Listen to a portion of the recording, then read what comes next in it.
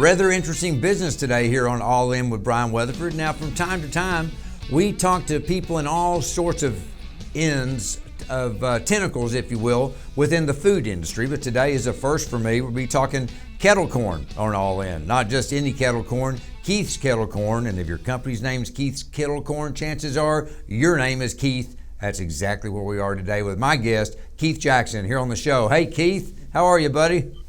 I'm doing wonderful, Brian. How are you? I'm great. Thank you so much. It's awfully colorful background. You must be sitting at the store even as we speak. Yes, I am. It looks great. I can almost smell it through the camera. Almost, but not quite. We already talked about that before I came on. Well, let me ask you something, Keith. You've been with Keith's Kettle Corn now for 19 years. I'm curious, where were you 20 years ago? What were you doing, and how did you decide to go this direction with your own kettle corn business? Well, it's a roundabout way. I used to be a director of marketing for a retail store. And after I left corporate America, I returned to my roots with something I really had a passion for and enjoy doing. And that's eating and making kettle corn popcorn. Well, making popcorn. So I have over 200 flavors for you. 200 flavors. Now, let me ask you this. I'm willing to bet, I'm a gambling man, Keith. I bet you on day one, 19 years ago, you didn't have 200 flavors, did you? No, I started off with 4 flavors. 4 flavors. 4 flavors: sweet kettle corn, caramel, cheddar cheese, and the Windy City mix, which is caramel with cheddar cheese. I'll tell you what, I don't know how you could have improved on those, but chances are you have. And which gets me next to the obvious question: how in the heck do you go from 4 to 200? How do you come up with these ideas? Do people make suggestions, or do you lay awake in bed at night thinking of different ingredients and how they'll mingle together?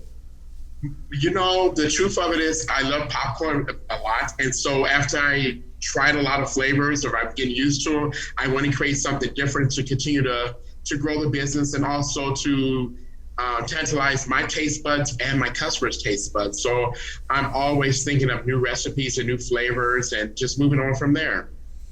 Well, let's talk about the customers here for a sec, because I can think of all sorts of business aspects, uses for your products. I mean, and obviously over 19 years, as you continue to increase the number of flavors, you've increased the different ways that people can utilize your products. So give me a couple of the types of customers that you work with. I work with a lot of corporations, such as I did just finish, as of yesterday, the Los Angeles Rams training camp at UC Irvine. So I work with a lot of corporations, a lot of mom and pops, retail stores are starting to pick up my line, and also just the general public. They come in and support as much as possible, especially during this pandemic. It's been a blessing for me. Well, good for you. So yeah, so you're pretty much the type of business anyway where people are going to grab and go. So that the pandemic fortunately didn't impede you much on what you were doing. But even more so, you're exactly right. If people are going to be stuck at home, if you're going to be stuck at home, why not be stuck at home with a big old bag or box or barrel, or I don't know. What do you serve your products in? I guess there are different sizes, isn't there? Oh, yes. We have a very eclectic sizes of bags that we have. We also have holiday tins and box sets that we give to our customers so they're able to come in for it. So we have a small, medium, and large. We also have a jumbo family size that we have as well. Well, I know you're a real community active kind of guy, and you have different ways that you can work together with people within the community to help out projects they're working on. Let's touch into that just a little bit. First of all, why is the community so important to you, and how are you able to work together with others within the community? Well, one of the key things I did is try to hire from within the community that my store is located in. And this is in a disadvantaged area, so this gives them some resource. And also the young youth that I brought in to help me, is giving them experience or maybe to venture out and start their own business as well. I've been working hand in hand with the chambers which is around the corner for me, the Los Angeles Sheriff's Department, the Los Angeles Police Department with their fundraising needs as well. And some of the youth groups, I've also worked with them for fundraising as well. And it's extremely important to me to give back. Based on from where I'm from. I'm originally from Chicago, and it was a lot of people who supported me there and encouraged me to start my own business, so I have to give back. Keith, that makes me feel even better about you. You already won me over when you told me what the product was, but now to hear more about the man behind the product makes you even more impressive. We love talking to guests like you who look for opportunities to help not just the community, but help other people. So, for example, when you bring the kids in the shop to work, it's not just about making kettle corn. It's about getting self-confidence and experience to where maybe someday they can go out and start their own business. You're a mentor to a lot of these people, aren't you? Yes, I would. I really want to encourage them because the sky is the limit, and your worst enemy is yourself. If you tell yourself that you can't, you already set yourself up for failure. So I tell them always say that you can. If there's an obstacle in this way, there's always a solution for it, and you just have to look for it and persevere. Just keep moving forward. Keep moving forward. No, it's one of my favorite business quotes out there, and it's very simple. Can't, never, could. Pretty much what you said. Can't, never, Yes. could. It's just a great way to put it. Well, one of the big things with business, you've certainly found it out as a businessman, entrepreneur yourself, but for anybody looking to jumpstart and get into business, one of the big obstacles out there is getting the capital together, business capital and whatnot. Are you able to offer people some advice on how to raise capital? Well, I started off, and I continue to do it the same way. I've been self-funding myself throughout this process.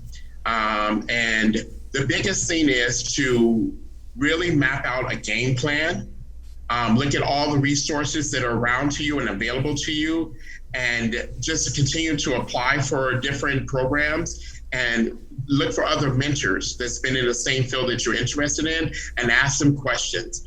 But finding capital may be a difficulty for some, but there's some out there and you just have to look for it. It's not going to be given to you on a silver platter. You have to actively work at it and also continue to build on your own capital. Well, and frankly, Keith, I want to reiterate that's another one of the big things you bring to the table for the entire community. You do have that experience. You've got 19 years of experience with this business, and in that time, you've learned a lot of things. You've met a lot of people. You've built a tremendous network. And I also want to back up. You just kind of threw this one in there, but we're real big on chambers of commerce, and it made me feel good to know that you work with your chamber of commerce there. Have you found that to be a good partnership with you as your business proceeds to grow? Oh, yes. And actually, I'm a member of quite a few Chamber of Commerce because I do work in a lot of different areas and I just want to be involved as much as possible. And you never know which organizations that can continue to help your business grow and introduce you to additional companies that you can work with for donations or for fundraising or whatsoever. But working with the Chamber is very, very key for any business success.